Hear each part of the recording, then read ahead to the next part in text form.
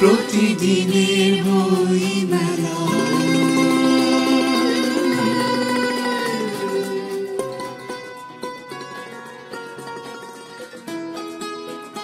বইমেলা ও নিজের প্রকাশনা নিয়ে বাংলা ভিশনের সাথে কথা বলেন কবি ও সম্পাদক মামুন মোস্তফা। কথা বলেন তার নতুন বই নিয়ে।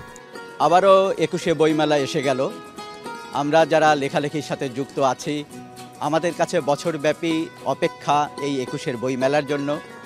আমাদের যেমন একদিকে এটা একটা আনন্দের ক্ষণ, আবার আমাদের এবারের বইমেলা একটু ভিন্ন প্রেক্ষাপটে অনুষ্ঠিত হতে যাচ্ছে।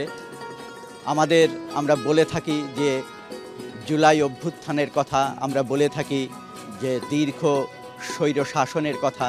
এই সমস্ত কিছু মিলিয়ে আমাদের এবারের বইমেলাটি একটি নতুন মাত্রা পেতে যাচ্ছে। আমরা আশা করি যে এবারের বইমেলাতেও আমরা লেখক পাঠক সমানভাবে অংশগ্রহণ করব এবং মুক্ত যে বুদ্ধির চর্চা, মুক্ত মত প্রকাশের যে চর্চা, সেগুলোকে আমরা এগিয়ে নিয়ে যেতে পারব। আমাদের লেখা, আমাদের পঠন পাঠন সমস্ত কিছুর ভেতর দিয়ে দেশ, স্বাধীনতা এবং মানবিকতার কথাই বলবে, এটাই আমরা আশা করি।